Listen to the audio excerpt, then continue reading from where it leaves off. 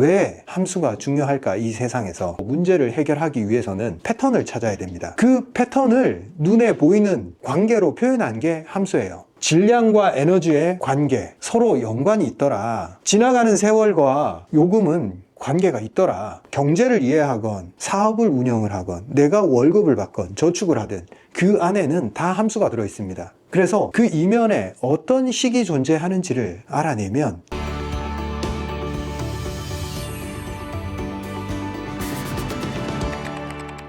안녕하십니까, 후쌤입니다. 오늘은 제가 수학을 한번 들고 와봤습니다. 우리 구독자분들이 뭐야, 나 지금 수학을 이 나이에 수학 쓸 일도 없는데 무슨 필요가 있어? 라고 하실 수도 있는데 사고의 전환을 하는 계기가 될 수 있게 한번 풀어서 설명해 봐 드리겠습니다.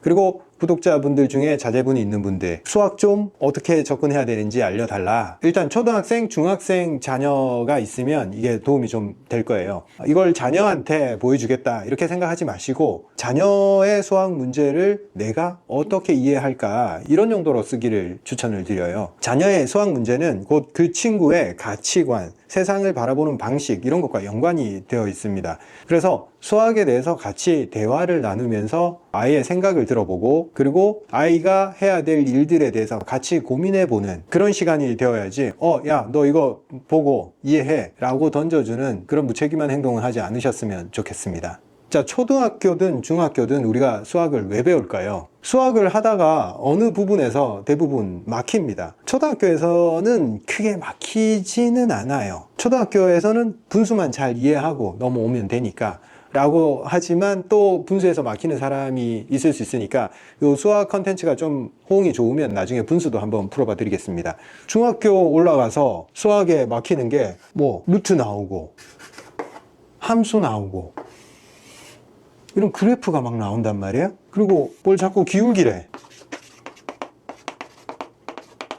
인수분해를 해보래. 문제를 풀기 위해서 우리가 스킬들을 배우죠. 이걸 인수분해하기 위해서 어떻게 해야 되는지. 그리고 이거는 뭐가 될까? 이런 문제들. 저 문제를 해결하면 내가 수학을 잘하게 되는구나 하면서 계속 문제를 풀고 있어요. 그리고 이 그래프가 이해가 안 되면서도 뭔가 여기 x값을 넣으면 fx가 된다더라 라고 이해를 한단 말이에요. 이런 기호가 많이 나오면서부터 그때부터 혼란스러워져요. 이거 어떻게 해야 되지? 하면서 뭔가 현실적이지 않은 것처럼 느껴지고. 자, 이 모든 걸 왜 배울까? 먼저 항상 왜부터 이해를 하지 않으면 문제를 푸는 것은 별 의미가 없습니다. 이걸 왜 배울까를 생각을 해야 돼요. 무엇을 위해서 우리가 이걸 배우고 있을까? 최종적으로 우리가 수학을 배우는 이유는 함수를 배우기 위함입니다. 중학교 3학년 때까지 함수가 뭔지를 가르쳐주고 고등학생, 대학생 때는 다양한 함수를 이용해서 문제를 해결하는 방법을 배워요. 그래서 수학의 중심에는 함수가 있다.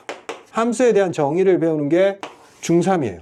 중3 이전에는 함수에 사용되는 언어를 배우는 거고 고등학교 때부터는 함수를 활용해서 문제를 푸는 행위를 합니다. 보통 중학교 2학년 때까지 우리 애가 공부를 잘했어요. 그런데 중학교 3학년이 되면서부터 갑자기 친구를 잘못 만나서 수학을 못하게 됐어요. 친구를 잘못 만나서 수학을 못하게 된 게 아닙니다. 이전의 방식으로 계속 수학을 공부를 하니까 이제 함수가 제대로 나오기 시작하니까 여기서부터는 그냥 문제 풀기식으로 해결이 안 되고 근본적으로 함수가 뭔지를 이해를 하지 못하면 한 걸음 더 나아가지 못하기 때문에 억지로 버티는 게 불가능해져요. 그래서 문제 풀기 위주로만 해왔던 사람들은 반드시 여기서 막히게 되어 있습니다. 지금 제가 칠판에 적었던 이 모든 것들이 다 함수를 이해하기 위한 중학교 1학년, 2학년 때 배우는 거예요. 함수를 배우기 위함이다 라는 걸 이해를 했어요. 그러면 함수가 뭔지부터 알아야겠죠. 자, 함수에 대한 정의부터 봅시다. 함수가 뭔지 정의 내리기가 생각보다 쉽지가 않아요. 굉장히 철학적 개념이 많이 들어 있습니다. 자, 일단 교과서적인 정의를 한번 봅시다. 여러분 수학을 할 때 먼저 이걸 왜 하는지 질문을 던져야 되고 그리고 이것에 대한 정확한 정의를 알아야 되고 그 정의 속에 포함된 많은 맥락들을 이해를 해야 됩니다. 생각보다 수학은 철학, 인문학에 가까운 측면이 있어요. 왜냐하면 여러분 우리가 문학이나 다른 것과 다르게 수학은 명확하고 답이 있다 이렇게 생각을 하잖아요. 근데 실제 이 세상에서 명확한 건 별로 없어요. 우리가 1 더하기 1은 2다 라는 것을 당연하게 받아들이잖아요. 사과가 하나가 있고 또 하나의 사과가 있으면 사과가 두 개지, 이건 당연하지 라고 생각합니다. 그런데 이건 절대 당연하지 않고 인간 사고 내에서 이걸 그렇게 하기로 약속을 하는 겁니다. 이 세상에 같은 사과가 존재를 할까요? 할 수가 없습니다. 완전히 똑같은 사과는 존재할 수 없고, 그 두 개를 모아 놓는다고 해서 두 개의 무게가 이게 100g, 이게 100g이면 이게 200g, 무게에 대한 정의도 명확하지 않습니다. 중력이 지구 내에서도 산 위와 산 아래가 달라집니다. 그래서 산 위에서는 중력이 약해서 98g 나오고 산 밑에서 해수면 근처에서는 102g이 나오더라. 그런 편차가 존재합니다. 그러면 뭘 100g으로 정의를 내릴 거냐? 여기서부터 굉장히 혼란스러워집니다. 우리가 구석기 시대라고 생각해 봅시다. 사람이 3명 있어요. 3명 더하기 2명은 5명이에요. 근데 그 시대의 사람들이 그 3명과 그 2명을 각각의 동일한 사람으로 인식을 했을까요? 엄청 힘이 센 사람은 한 사람이 아니라 3사람 몫을 해. 사냥도 3배로 잘하고 힘도 3배로 세고. 그러면 그 사람의 일과 일반 사람의 일을 동일하게 인식하지 않았을 거예요. 근데 우리는 단순화시켜서 사람 하나라고 약속을 하죠. 사람 하나와 사람 하나는 같은 동일한 가치를 가진다 라고 약속을 한 것 뿐이에요. 인간의 인식체계에서 이 약속이 작동을 하기 때문에 다 같이 그 내용을 공유를 하고 그걸 하나의 규칙으로 정한 겁니다. 이걸 말로 표현한 게 플라톤이에요. 플라톤의 이데아 라고 들어보셨죠? 실제 세상에서는 존재하지 않지만 완벽한 1이라는 게 만약 존재한다면 그것은 1 더하기 1은 2가 될 거야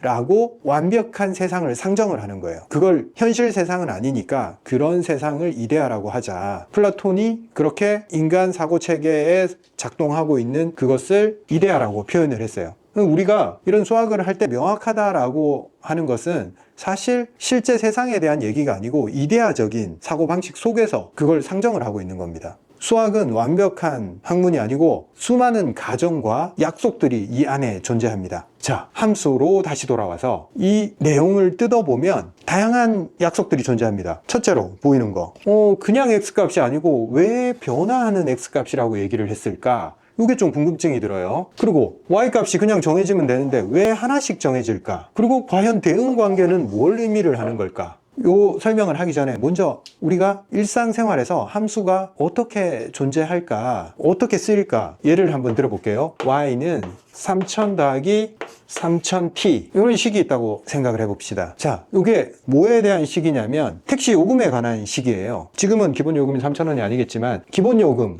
3000원이 주어졌어. 그리고 1시간에 만약 거리로 계산 안 하고 시간으로 요금을 차징을 한다고 생각을 해봅시다. 시간당 3,000원의 요금 계산 방식이 적용이 됐어요. 그러면 1시간이 지나면 얼마가 돼요? 요금이 6,000원이 되겠죠. 2시간이 지났어. 요금이 9,000원이 되겠죠. 요게 함수입니다.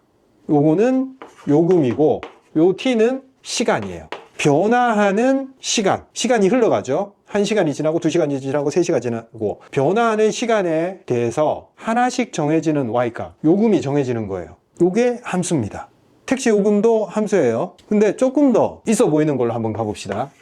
E는 mc 스퀘어. 이거 보면 저건 나랑 상관없는 얘기인 것 같잖아요. 근데 저기에 들어있는 내용은 너무 간단한 것밖에 없어요. 에너지고 이거는 질량이고 이것은 상수예요. 빛의 속도라고 얘기를 하지만 실제로는 이건 정해져 있는 값입니다. 빛의 속도는 우주에서 변하지 않는 값이에요. 언제나 빛의 값은 일정합니다. 단순한 함수입니다. 1g의 어떤 물체가 있어요. 그 물체는 움직이든 안 움직이든 그 자체가 에너지다라는 뜻이에요. 얼마나 큰 에너지. 빛의 속도의 제곱에 준하는 엄청난 에너지입니다. 이게 가만히 있으니까 1g은 별거 아닌 것 같잖아요. 그런데 이게 만약 이 1g이 우주에서 사라져서 에너지로 변환이 되잖아요. 그러면 그게 뭐냐? 원자의 붕괴입니다. 원자가 질량을 잃어버리면서 사라졌을 때 그건 에너지로 다시 태어납니다. 원자 폭탄이 되는 거죠. 1g의 우라늄이 만들 수 있는 폭발력 1g 곱하기 빛의 속도라는 거예요. 가만히 있으니까 저 물건들이 다 그냥 있는 것처럼 보이지만 실제로는 다 에너지의 표상이라는 거죠. 모든 눈에 보이는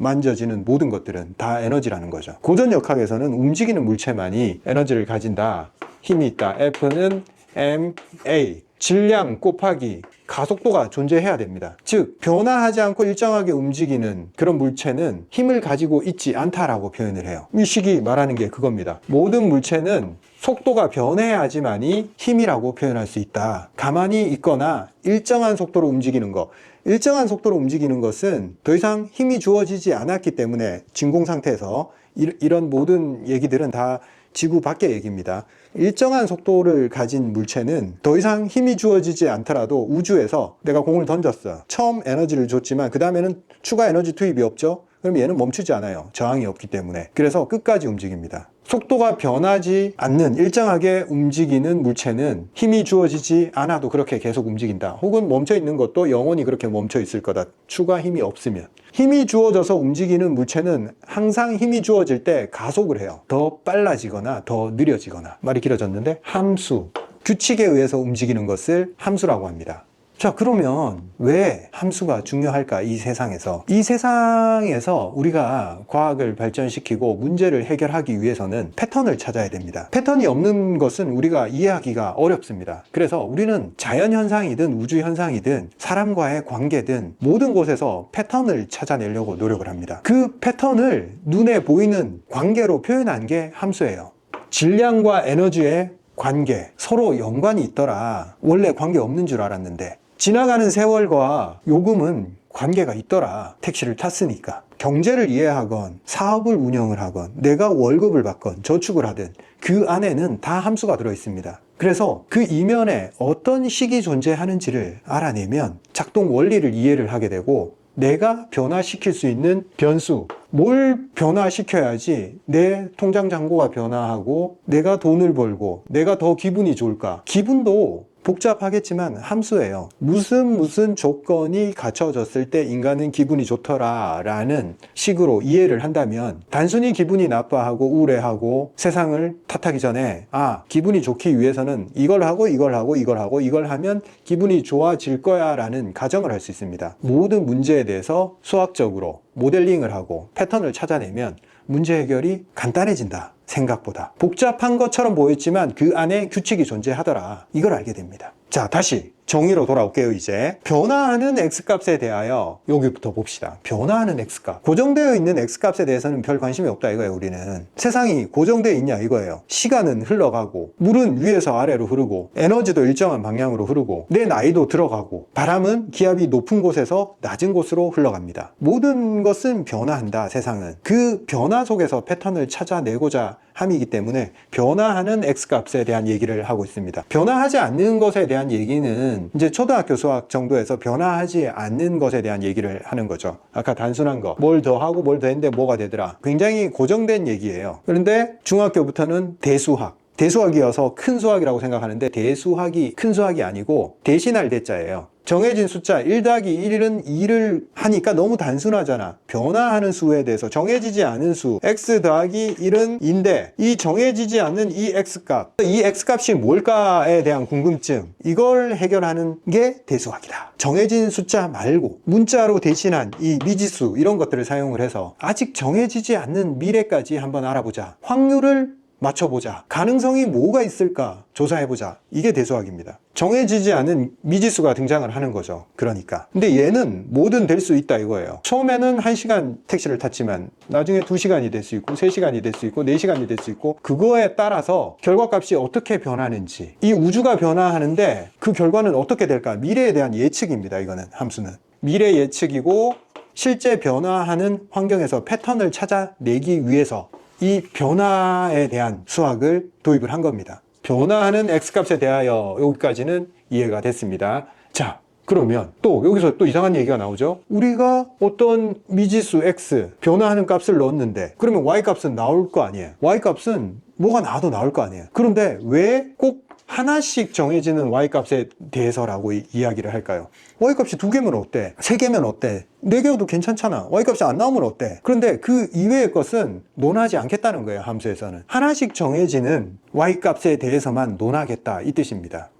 세상에 그렇게 답이 하나씩만 정해질까? 내가 사과를 먹을 수도 있고 안 먹을 수도 있고 앞으로 사과를 10개 수확할 수도 있고 20개 수확할 수도 있는데 왜 하나씩 정해지는 y값에 대해서만 얘기를 할까? 이것은 x 값에 대해서 하나씩 정해지는 거예요. x가 하나면 y도 하나라는 거예요. x가 하나인데 y가 2개, 3개 개수가 많아지는 거, 이거는 논할 가치가 없다는 겁니다. 왜? 패턴이 없어요. 예측할 수 없어요. 복잡성이 너무 증가하기 때문에 일단 패턴을 찾아내기 위해서 우리가 하나씩 대응되는 거 생각하자. 그래야지 그 안에서 규칙성을 찾아내는 거지. 여러 가능성이 있는 거를 다 열어놓다 보면 이것은 하나의 식이나 하나의 체계로, 규칙으로 인식하기가 어렵습니다. 그래서 패턴상에서는 무조건 하나씩 정해지는 y 값에 대해서 집중을 해야지만이 그걸 함수라고 정의할 수 있고 그 내에 존재하는 패턴을 분석하고 이용할 수 있습니다. 그리고 마지막, 이런 상황이 있을 때 x와 y의 대응 관계라고 했습니다. 함수가 식인 줄 알고 있는 분들도 많아요.